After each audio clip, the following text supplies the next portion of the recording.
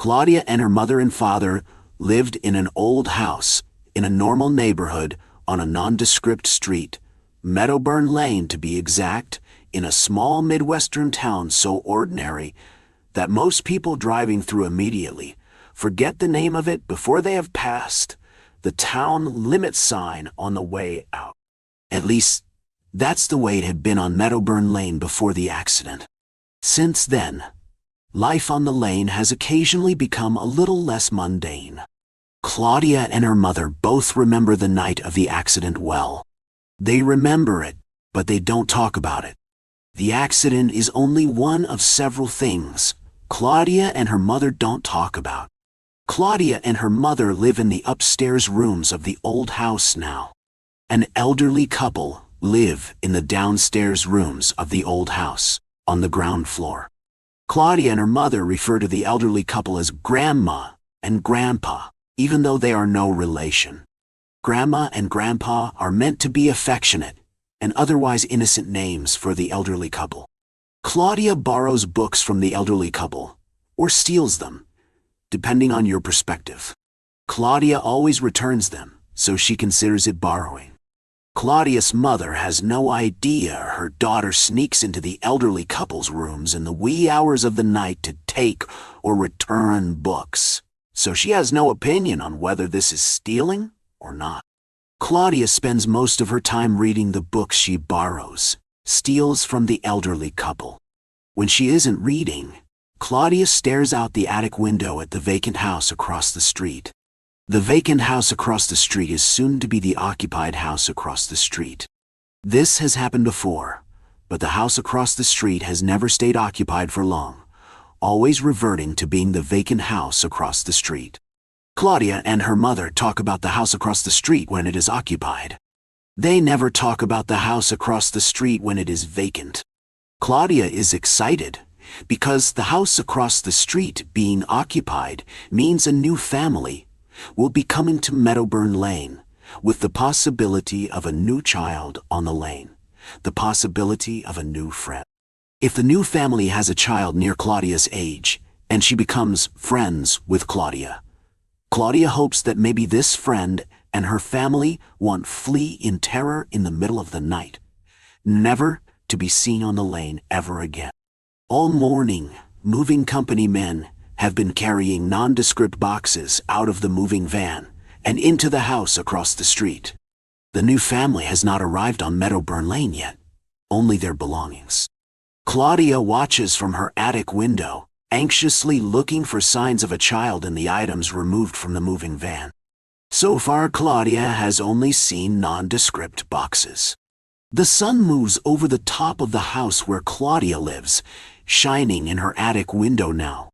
Claudia knows that she should stay out of the sun because sunshine makes her many scars hurt. Claudia can feel her skin tighten in reaction to the sunshine, can feel the ache start to grow up her arms and across her face. A shiny red SUV slows as it approaches down Meadowburn Lane. The SUV pulls into the driveway of the house across the street. The new family is here. Claudia forgets about how the sun makes the many scars on her skin hurt.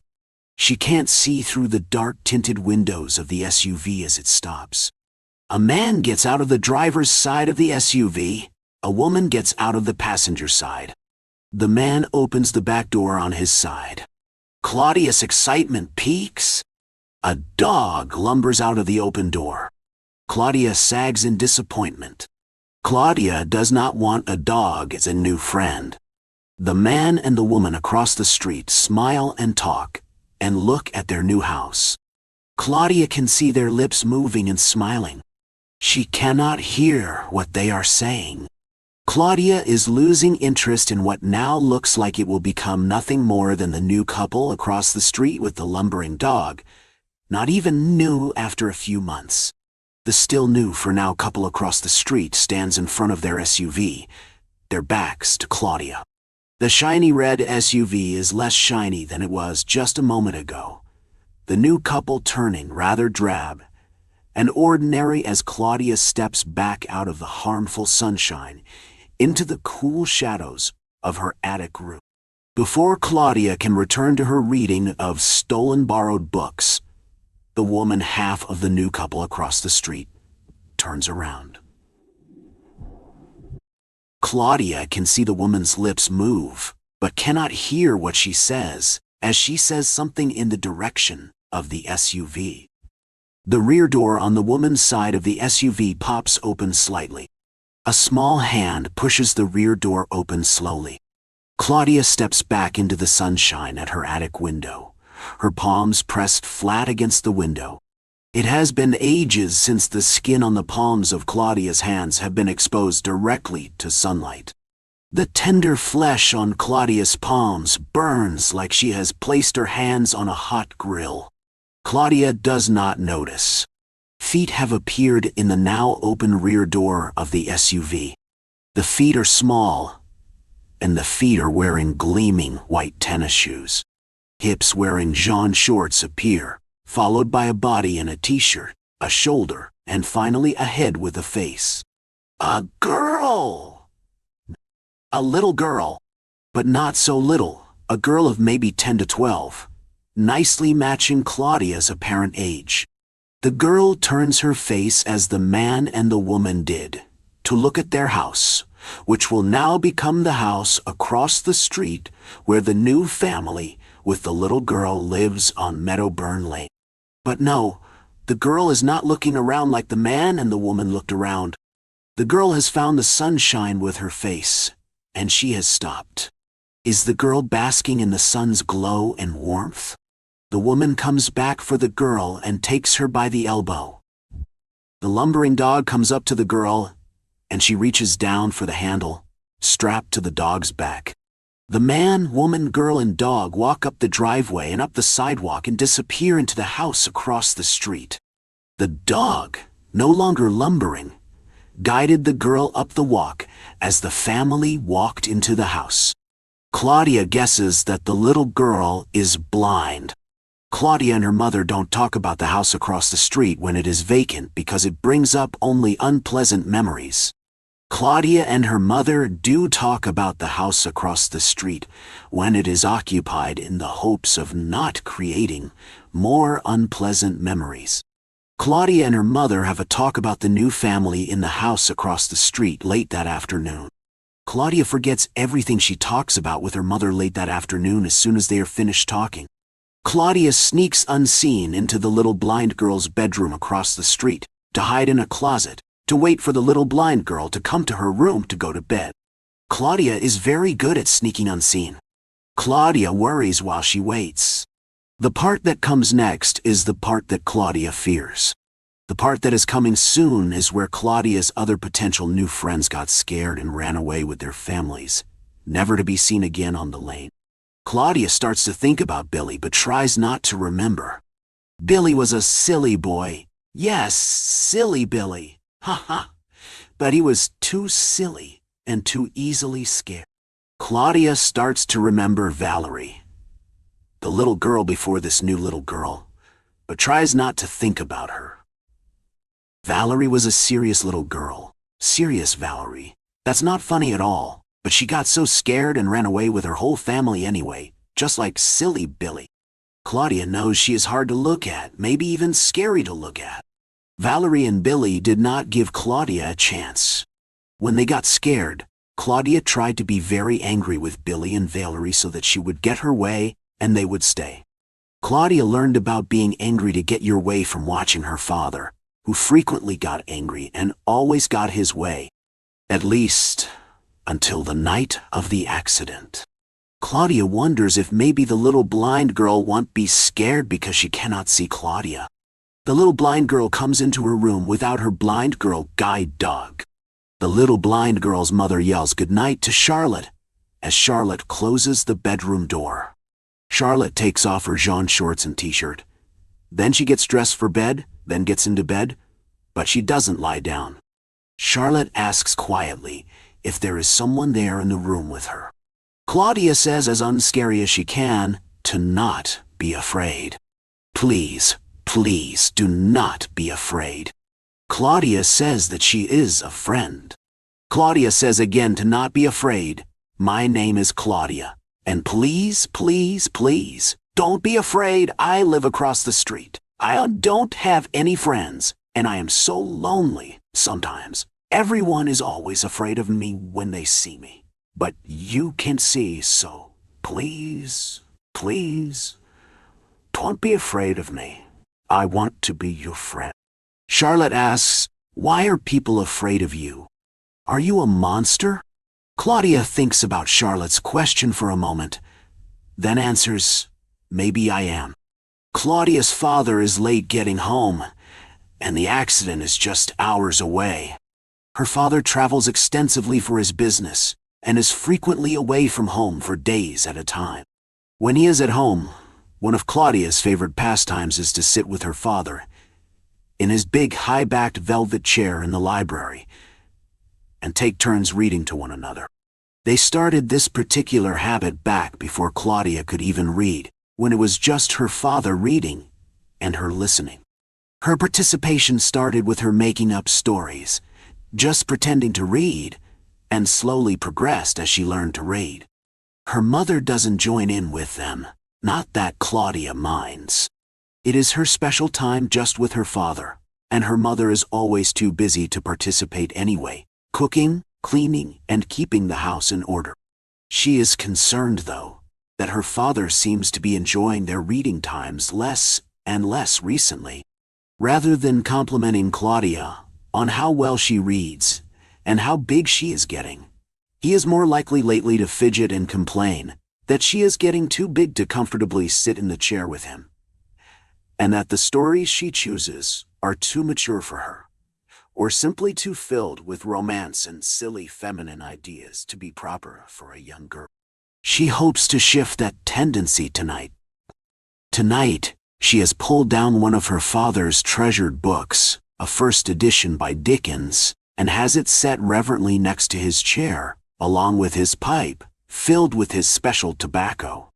When her father does finally come through the door, hours after Claudia and her mother had expected him, he is in a bad mood, ranting about the imbeciles he is forced to employ, and the equally incompetent fools that are supposedly running the government, though never to his liking or advantage. Claudia's mother says that he is in a rage when he is like this, and she has warned Claudia to never do anything to upset him more when he is in a rage. While her father is yelling at her mother that their dinner is cold, and why the hell is she just standing there? Go warm it up. Claudia runs to the library to get the Dickens novel and her father's pipe, sure that sitting and reading one of his favorite stories is just the remedy he needs right now to relax and to forget about all his worries. She knows he doesn't approve of running in the house, so she makes sure to walk as she comes back into the dining room. Her mother has retreated to the kitchen to rewarm whatever they were meant to have for dinner, and her father is pacing about, grumbling under his breath. He stops his pacing and watches as his daughter crosses the room to him, book in one hand and pipe in the other, held out to him as peace offerings, or perhaps reminders of happier times. Her father looks down at what she is holding, then up and into her face with a startled expression. She smiles at him, but says nothing. Her gesture shouldn't need any explanation. A smile starts to bloom on his face, only to evolve to a sneer. His ranting resumes, now focused on Claudia. Who told you that you could touch my books? I suppose you've been pawing through all my belongings. Look at the mess you've made with my valuable tobacco. Ruined and will likely have to be thrown out. Claudia stands frozen in place, her arms still absurdly outstretched and imploring her now raging father to read with her, her smile having disappeared to be replaced by a look of confusion that is quickly dwindling to regret. She has been spared the experience of the physical side of her father's wrath so far in her short life, so she is more disappointed than afraid. But as she turns to retreat to the library, in the hopes of somehow undoing what she has done wrong, she sees her mother, also frozen but stiff with fear. She stands in the archway, holding a pot with oven mitts, steam rising from its contents. From behind her, Claudia hears her father's voice, eerily calm now, but menacing nonetheless. "You allowed this to happen. Upstairs. Now."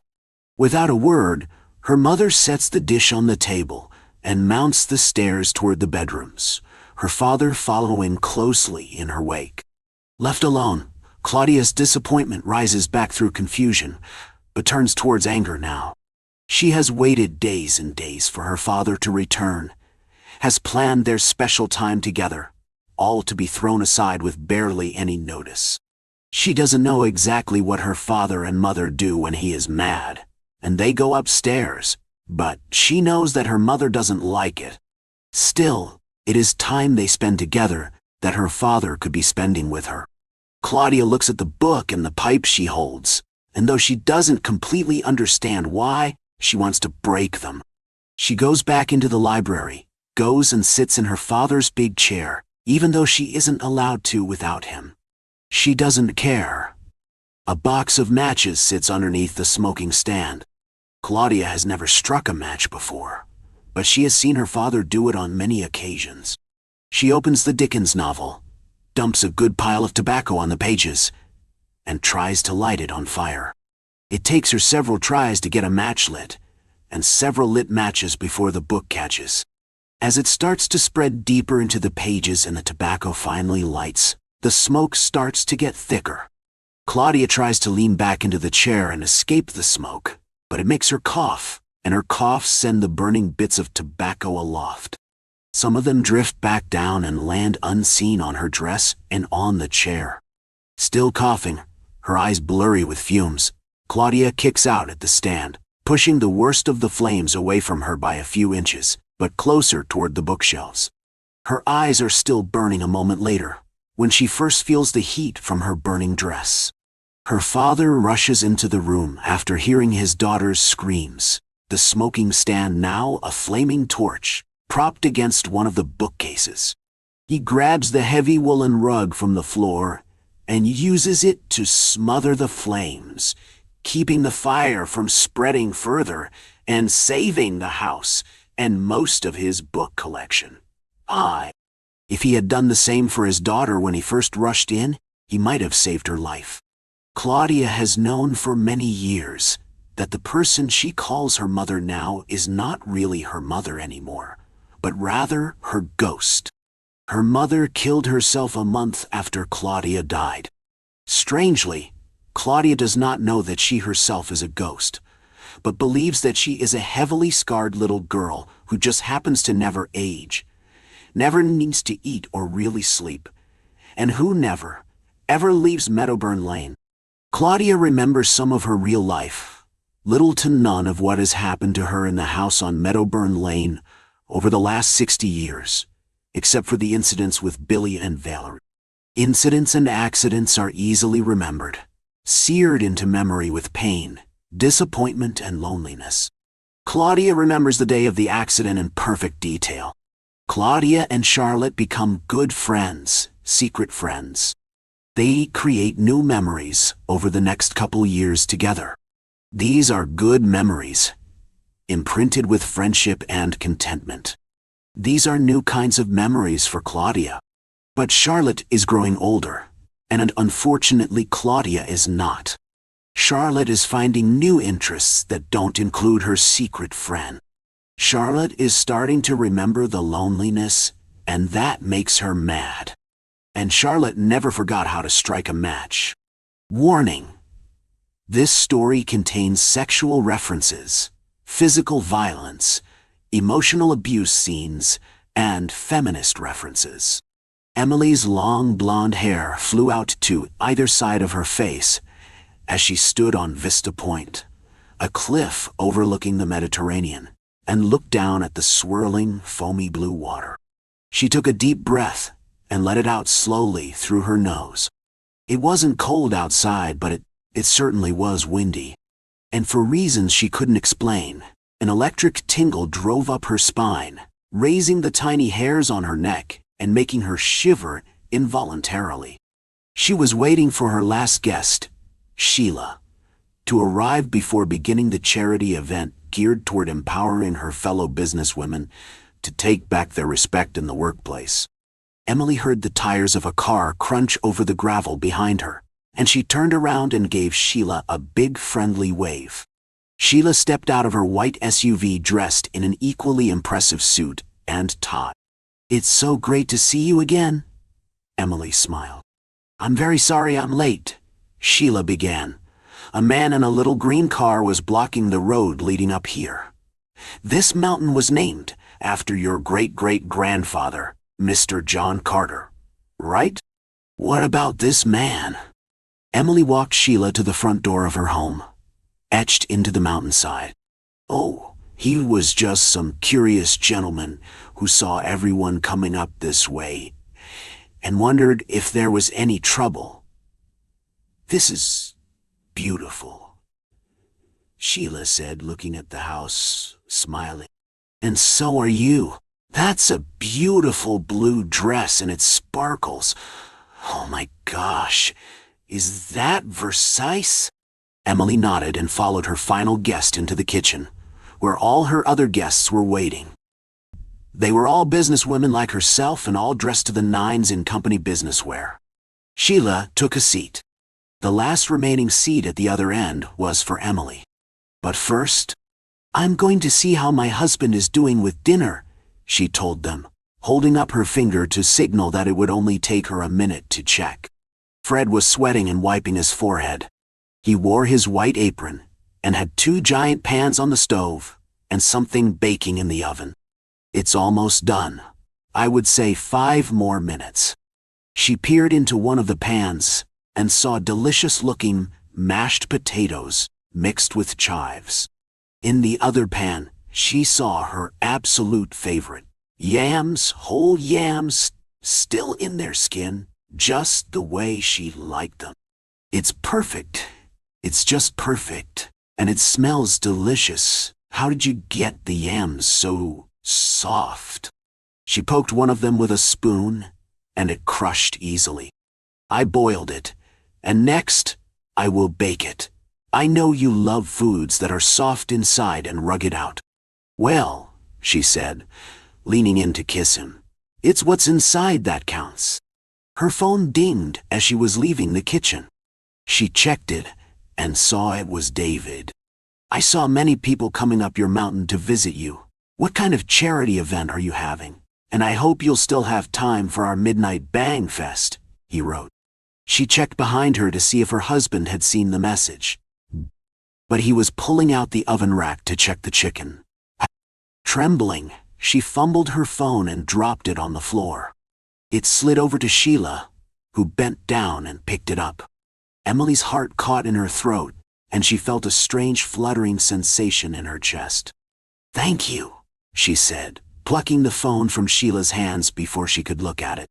She quickly typed a response to David's first question and left his second unanswered. "Welcome, ladies," Emily said, sitting at the opposite end of the table. "It's nice to meet all of you, and it's so lovely to have you in my home. Today, I want to talk to you about an organization I'm forming to help businesswomen like us reclaim respect in the workforce. That's right, I'm talking about female empowerment. For instance, why do people always address women in leadership roles using their first names, while their male counterparts are addressed more formally? Because they think women are too submissive to correct them," said another woman at the table, whose name tag revealed she was Doris. Emily's phone vibrated in her pocket. David was calling. Her hands trembled, so she moved them off the table and onto her lap. "We must prove them wrong by fighting for female autonomy and agency." "Oh, absolutely," said Shirley. "And not just to obtain and keep leadership roles, or be paid fairly, but autonomy over our bodies too." "Are you okay?" Samantha asked. "You look sick." Emily looked up from her phone, her face flushed with embarrassment. "Yeah, I'm just texting someone who is overbearing. I'm sorry. I was listening."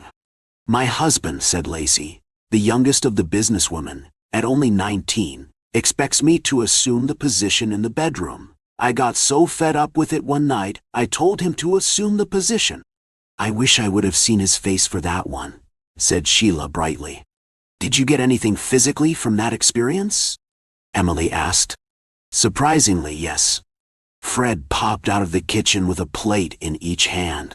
"Dinner is served," he announced, putting one plate in front of Sheila and the other in front of the girl to her right. "Marge." He returned to the kitchen for more. "Anyway," she continued, "the organization I want to form would be a charity program that wouldn't make money, but it would give women more of a voice. And with that, we can accomplish great things. I was thinking of calling it Femme First." The doorbell rang. "I got it," said Lacey. A few moments later, as Emily's husband put her dinner plate in front of her, David walked in. "I don't suppose you have a place for me at the table," he joked. "Hey, it's the man with the little car." "Hey," David said, pointing his fingers at her like he was the Fonz. Emily's heart felt strange in her chest. At first, she thought maybe she was having a heart attack. Then her skin felt warm all over, and a horrid itch broke out between her breasts, likely from the sand last night. "David," she said, sounding like a scared little fool, and knowing it. She got close to him and asked him to go outside with her. Her husband raised his hands in a "what's going on" gesture. She raised hers in return, in an "I don't know" response. David led her by the hand to the hidden beach on the other side of the cove, at the mountain's base. He leaned in and kissed her suddenly, passionately, and though tempted, she managed to pull herself away. "David, sit down. I need to talk to you." "Okay," he said, grinning. He sat on a large boulder and leaned forward, ready to hear the news. "David, you are a great guy, and we can continue our sessions, okay? So you're not losing anything, and I'm not disappointed with you, but..." Oh," he said, shaking his head. "But we have to start doing this less frequently, and you can't text me during the day while David is awake, and you can't text me while I have company over. There are rules to this thing." He walked over to her and grabbed her hips forcefully, pulling her close to him. "I will tell you what the rules are. Forget Fred. I care about him. Forget him." David was walking away now, but he turned back to Emily and pointed a finger at her. "I'm not going to let you leave. I care about you." Emily stared at him. She didn't know what to say. "Midnight, Vista Point. Be there," he said. Then, a moment later, he was gone. She walked back to the house, itching her chest and stomach. Her nerves were getting to her.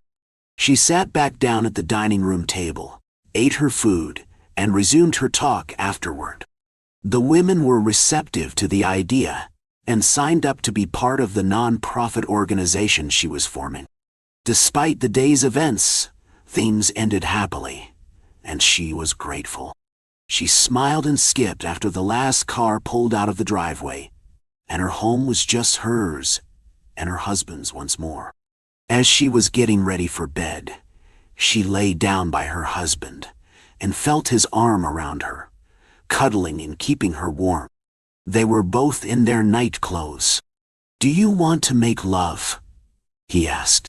In her head, she cringed at a man using the term make love, but she didn't know why. And she wasn't in the mood for sex with anyone tonight. But she loved Fred. She loved how kind and understanding he always was. "Sure," she said. "We don't have to if you don't want to," he said, grabbing and holding her hand. "You know, you should speak up a little more about these things. I think it's important to express our desires. I know, it's just been a hectic day. I'm sorry, honey. Thank you for being so understanding." She gave him a quick peck on the lips. "Look, I promise we will tomorrow." David wouldn't give up if she had told him no. He would try to tease and taunt her into it. But Fred understood, and he cuddled her, kissed her cheek, and went to sleep. At 9 o'clock, the itch came back, and she scraped at her chest and stomach until she drew blood. Getting up, she went to the bathroom, put on some Neosporin, and got dressed. And by 10:50, she was standing on Vista Point. She had hoped to get there before David, but he was already standing there with his phone. "What are you doing?" Emily asked. He shook his head. "I'm not going to let you leave, Emily. I can't let you leave." "Fine. How about, I don't know, maybe we keep the nightly sessions, okay? But you don't contact me during the day or while I have people over. Fair?" David laughed. "I'm not bartering with you here. This isn't a negotiation. You fell for me in the first place and got your rocks off with me because I'm direct and confident. Now you want me to back down, give up, and go home with my tail tucked between my legs. No, that's not my style." "Then David, I'm sorry to have to do this, but I think we should go our separate ways. We should take a break from each other until we figure things out independently." "May, really? That's what you think, huh?" He tapped his phone screen, and a video of the two of them played. "You recorded us in the act? And I'll leak it to everyone if you leave. Everyone. Once it hits the major social networks, it should spread pretty quickly. With your clout, it'll be top news." Okay, she cried.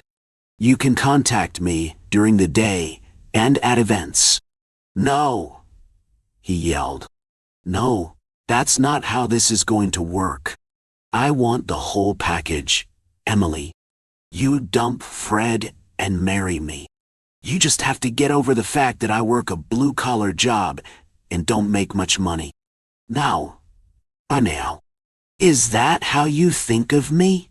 she snapped, backing away from him. "After all our time together? That's how all women think. I'm not leaving Fred, so you'll just have to think of another way." David giggled, like he had lost his mind. "I did," he said with tears in his eyes. "I knew you'd say that." He tapped his screen a few more times, bringing up a web page. "I sent it everywhere. You can't hide our relationship anymore." Tears fell down her cheeks as she clawed at her chest and arms. "You have to delete it. Write the sites. Delete it right now. I can't just call it back. It's already done." He walked up close to her and grabbed her hips. "So what's it going to be? Will you dump him now?" And that's when Emily's body suddenly split open and devoured him whole before he had a chance to resist, and before Emily knew what had happened. After it was over, the itch faded, and she relaxed on the sandy cliff and watched the water below calmly pass by. It was a bright and sunny day in Copenhagen. Soren was enjoying the sunset and finishing his Danish coffee. Being a symbol of class, he found drunks to be uncivilized, but those who do not drink to be living a lackluster lifestyle. His life has always been about balance, and enjoying a cocktail without stumbling about was an example of such. He made a point of removing his wallet and paying in cash, fully aware of the eyes upon him. Not just the eyes of the patrons nor wait staff, but those of the eager predator across the street as well. Sorensen made it a point to walk directly toward the confident young man and briskly step into the alleyway. Jens couldn't believe his luck. The pampered rich boy was walking right to him. He would make quick work of lifting the fool's wallet and, no way. Was the idiot really stepping into the alley at this time of evening? That was rather decider. This arrogant snob was all but asking to be relieved of his cash. Maybe a nice watch would be in his future, as well, Jens hoped. He touched his hand a knife, unwrapping the sheath, ready for a quick draw after. Just a few more steps. Soren's superb hearing placed the soon-to-be unfortunate pursuer exactly 17 steps behind him. So Soren slowed his pace, closing the gap to 12. Soren fought the urge to turn, and slowed down his pace a half step again. It would soon be time. Jens didn't want to give himself away and follow to close. Give the dolt some breathing room. Enjoy breathing while you can, you son of a bitch, Jens thought to himself. He slowly pulled the knife out, the flat edge against his palm, blade out ready to use. That's it, you fucking punk. A little more, and I'll be right where you want me, thought Soren. He couldn't help himself. Luring the prey was always exciting even after all this time. Jen's target stopped walking and started looking around as if lost. A tourist after all. Well, vacation is over, asshole. The man turned and Jens was on him, blade to his throat.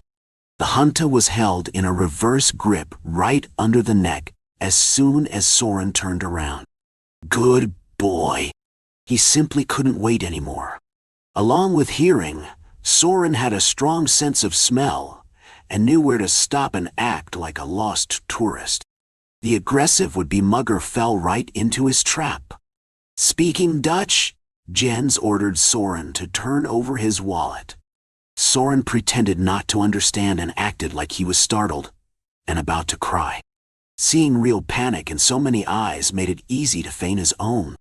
Jens was poor in German, but knew how to demand money. The knife was also a universal translator to make his demands known. The imbecile must have been shocked he spoke in English, saying he didn't understand what was being asked. Not being a fan of English either, Jens ordered money now and pressed the sharpened hunter edge against his ice-cold neck. Jens knew this one would be no trouble.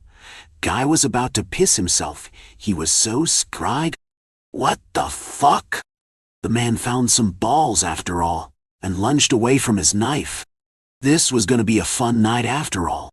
Soren moved quickly, darting diagonally away from while he got his own weapon ready. Jens wasted no time in closing the gap and stabbed outward, barely missing his target. Soren turned his body, hearing Jens' movement before it was made. His hands now ready to end this, but not right away. Oh no, that wouldn't do at all. What the hell, this guy wearing fake nails or something? Jens wondered and slashed but missed again.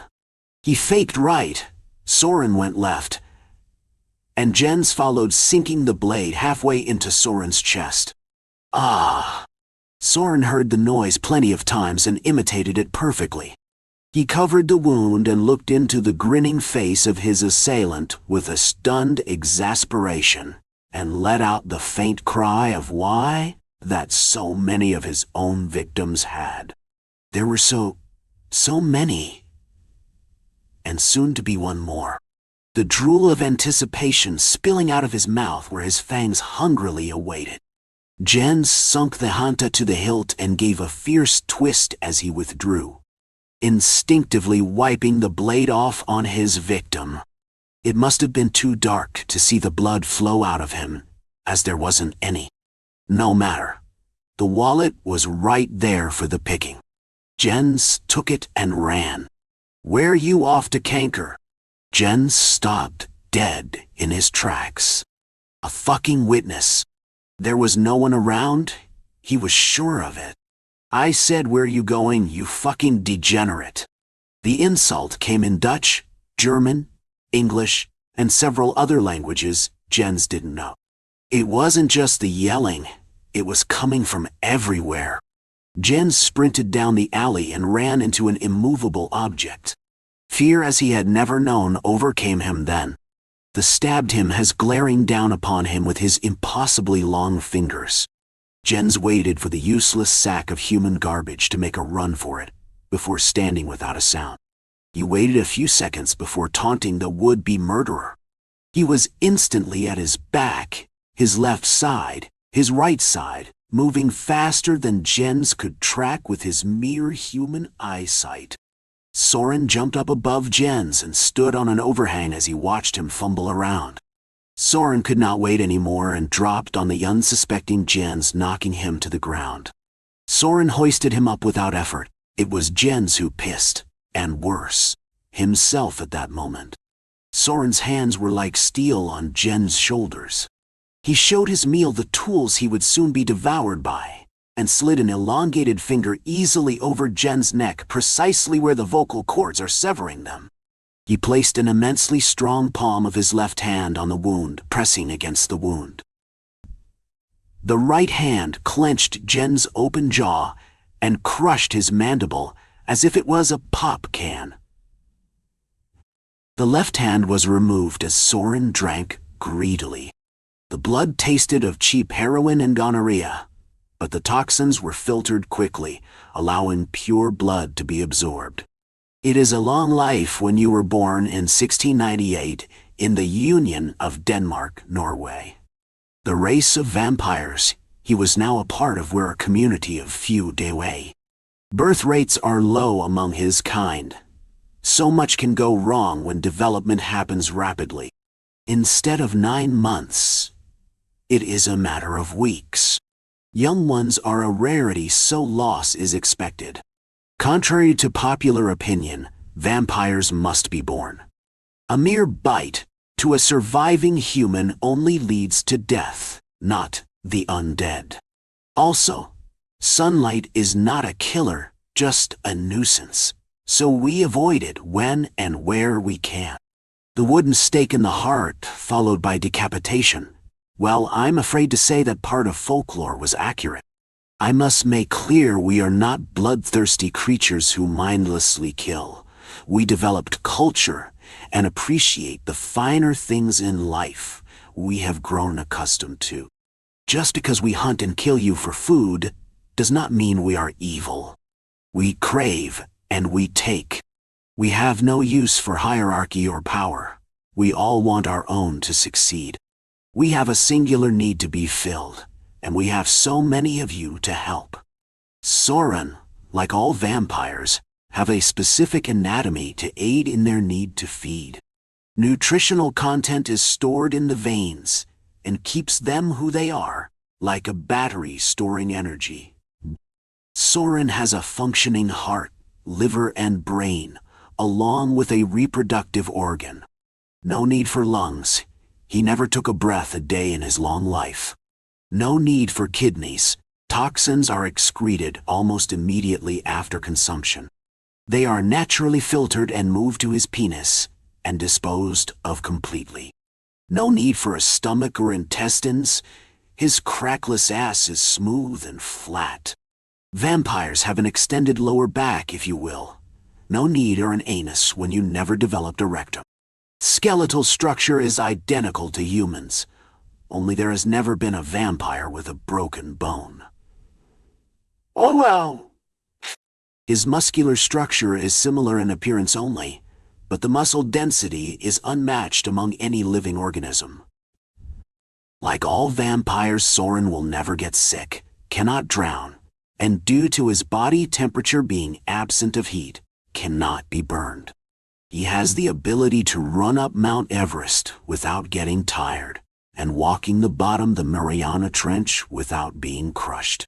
His liver stores the fluids that were drained out of Jen's and separates the blood from everything else.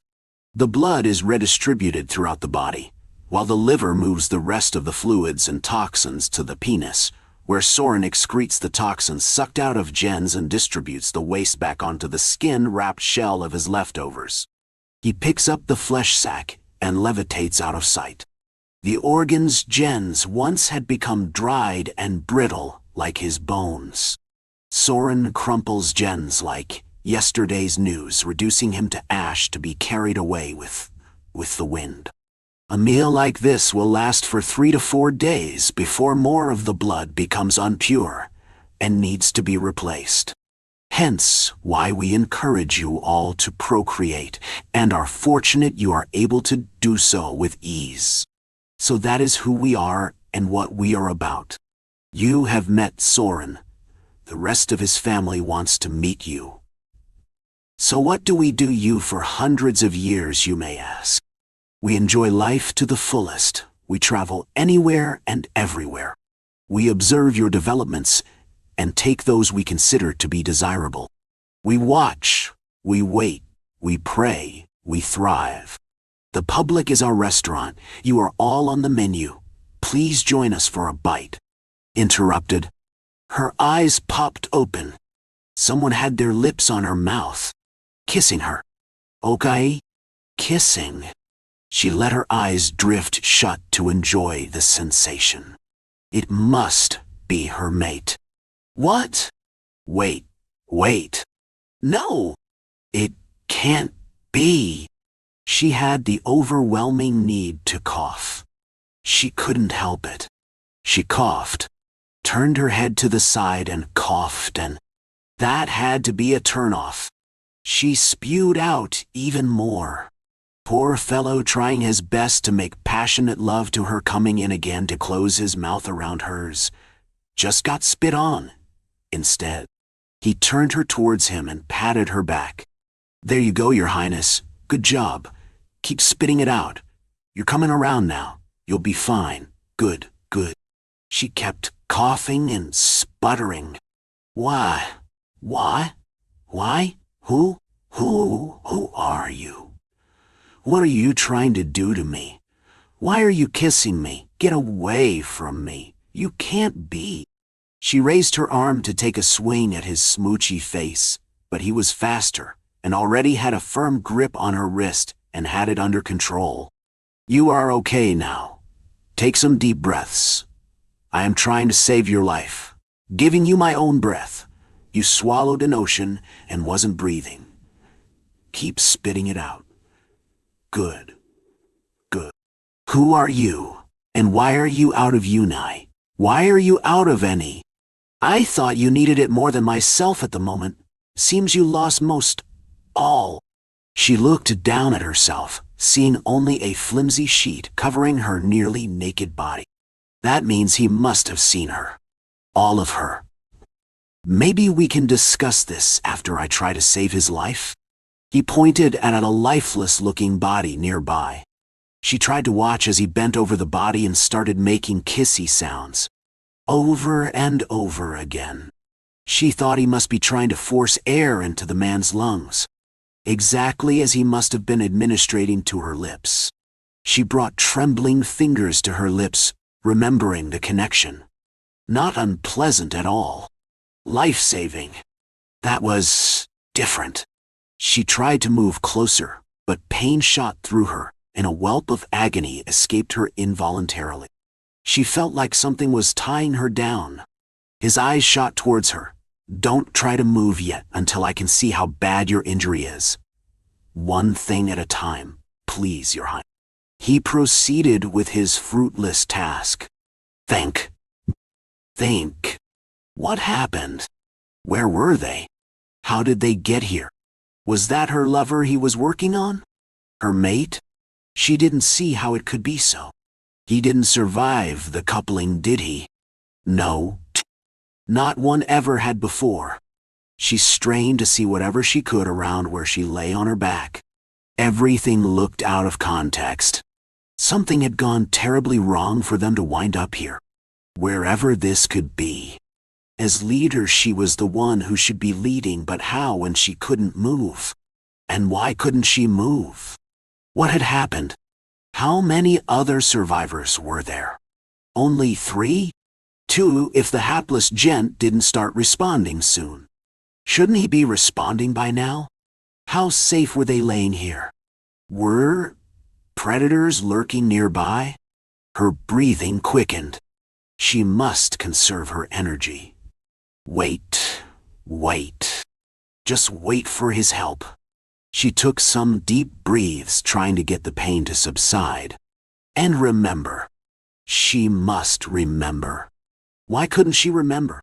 He sidled back to her side. I'm afraid my efforts are to no avail. He was too far gone. I can't bring him back. I am so sorry. Now, if I may, I must attend to your condition. She squeezed her eyes tightly shut. I don't know what to say. Who was he? Do you know? You mean you don't remember? Yes, of course, I knew him well. We were working together. Really? What is your position? Why don't I recognize you? You took a mighty fall. You've suffered a blow to the head and other injuries. It is no wonder your memory is fuzzy. Relax and trust me to administer to you how I must, and perhaps it will all come back to you. Don't worry. We will get to know each other very well." He started soothing her head, then moved downward, down toward her swollen abdomen, and kept massaging and what felt like stitching with ever so soft silkiness over the sore spots. It was easing her anxiety, so she let her vision drift upwards. There above was... what was that up there? Was it night or day? Something way above was blocking out the light's source. It seemed heavy with intricately crossed sections, creating a structure for support. She was peering at the underside, the side that was decorated with shimmery, delicate webs. Webs? Yes, webs. Her queendom of webs. That's where she fell from. That's where she belonged. It was all coming back to her. Betrayal. Her lover. Her chosen mate. Every detail was well planned. He had brought her an enticing offering of soft-bellied beetle. They had started enjoying it together. She was willing to share. She was no longer ravishingly hungry. He entertained her with a skillful courtship dance. He had been so good-looking and such a virile choice, she had no intention of cutting the ritual short. It was going to be an awesome night of mutual copulation. Maybe even multiple times. They were both going to get lucky.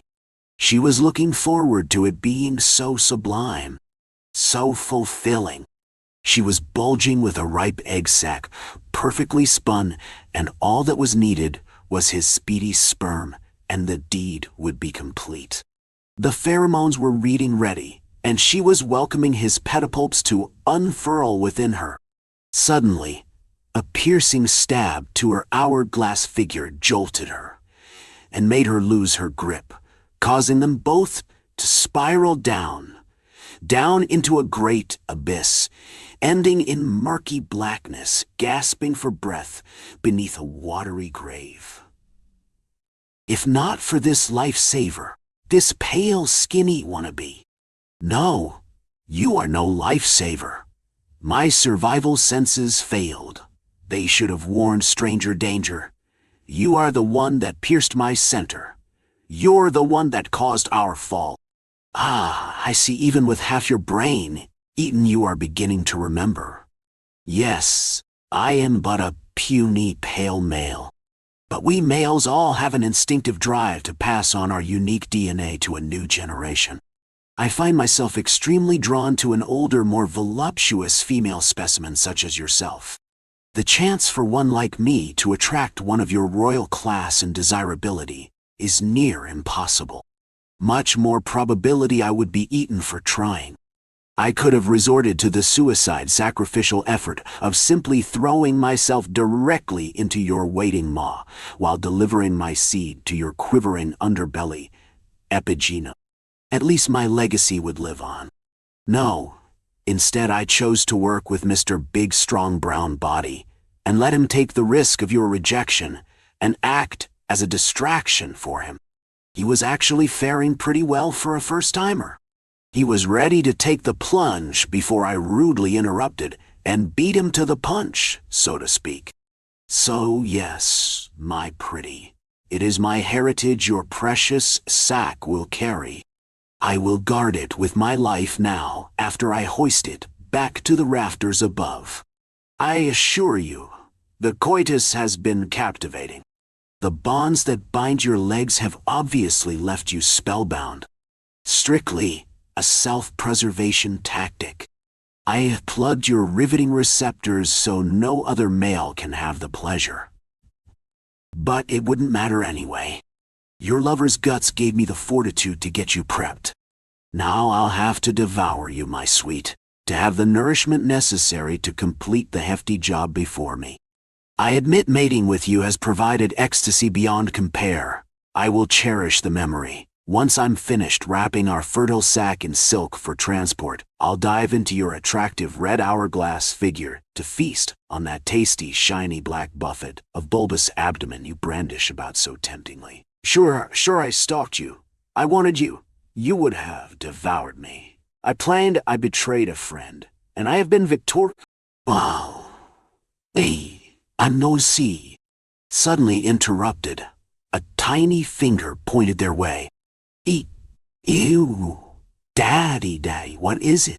Screamed a little girl, carrying a pink child-sized fishing pole to her father, as she sludged through the muck in her purple polka-dot goulashes, under the bridge, heading toward their favorite fishing spot along the river. Looks like a nasty black widow spider, sweetheart. We don't want that around here.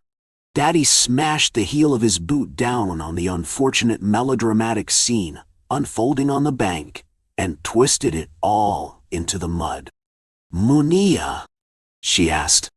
Not ripe yet, Muna said and laughed, revealing a scurvy mouth with wiggling teeth like maggots. With each shake of the shoulder, a ha up and a he down, the teeth dropped down, raining like mangoes too impatient, too ripe and restless, dropping with a pop. As they dropped and popped down, the night-black rats gathered them up and scuttled away, an undulating, shadowy tide, whispering, an underground mousy susurrus, like the restrained gossip, sack, of the leaves in the night wind, conspiring.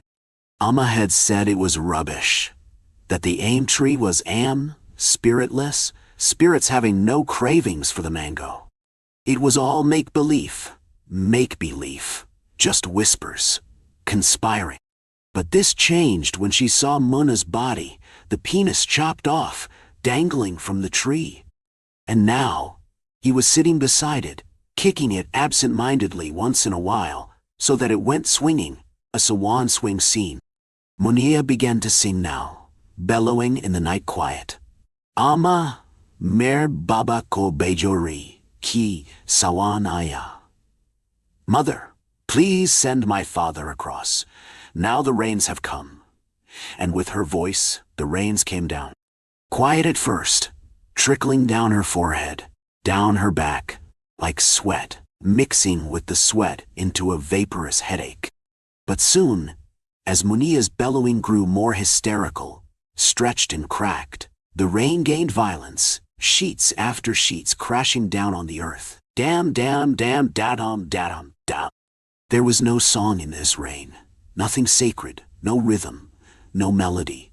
It was the roar of primeval war drums, the shanknod breaking out of the sky's raging core, bloodthirsty, furious. The mango trees were screaming in anguish as their branches convulsed, epileptic, suicidal, wanting to break free, but the roots unyielding, circling tighter and tighter around their ankles, cutting off the blood, then cutting into the skin, circling tighter and tighter, till they were bleeding. They were bleeding and screaming. Their blood. The earth was bleeding. Pools of blood, pools of filth running down the mango grove, running down the fields, running down the streets, running down to the river, running down. She looked at Muna hanging onto the branch, swinging in the rain, the noose getting tighter and tighter, choking, screaming out into the rain. Ama mir baya kobejori. Outside the window, Munia, and her counting the teeth that they had found this week, buried in the silt around the river, buried in the sand like shells, hollow, heavy with the weight of their own insouciance, their own lack, a self-inflicted negligence, dropping out of mouths and scuttering around in the sand. Sometimes they found worms inside them, pink and white and sometimes green. They compared the shapes that they found, Munia claiming her finds to be sharper, while she rubbed hers against her thumb till it turned raw, certain of their supremacy. Sometimes she kept them in her mouth, swirled them around, the taste of dirt, metallic, sour. She sucked at them like at the stone of the Jamun. Now, Merle's teeth shifted around in her mouth, scuttling down her tongue into her throat, tasting of gutka and anger. scuttling down her body, digging, puncturing the skin, searching for the arteries. A group of 3 scuttled down and lodged into her vagina, and all she could think of was the teeth around the river and the necklace of teeth Munya made for Amma, the same necklace which she ate 1 tooth a time after each meal, her self-prescribed medicine. Outside the window, Munya and she were watching her, with a gray feeling in the pit of their stomach, as Merle laid claim to each part of her body and signed it off with the mixture of her own blood and his own dirt. Outside the window, Munya and she became 2 eyes, superimposed, simultaneous, one, a palimpsest of dreams and bodies and eyes, melted into one.